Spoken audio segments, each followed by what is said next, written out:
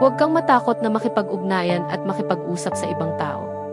Kadalasan, umaasa rin ang iba na may maunang magsimula ng usapan. Hindi kailangang perpekto ang pakikipagkomunikasyon, ang mahalaga ay tapat ito. Ilang bagay na dapat tandaan. Magsimula sa maliit. Ang simpleng "Hi, kumusta ka?" ay maaaring magbukas ng maraming oportunidad. Makinig kasing halaga ng pagsasalita. Pakiramdam ng mga tao ay pinapahalagahan sila kapag sila ay pinakikinggan.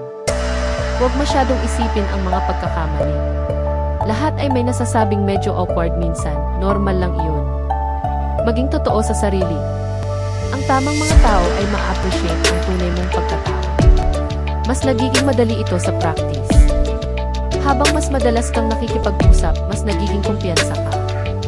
Isipin ang komunikasyon na parang paggawa ng mga tulay. Bawat usapan na sinisimulan mo ay isa pang tulay na nagdurugtong sa iyo sa ibang tao.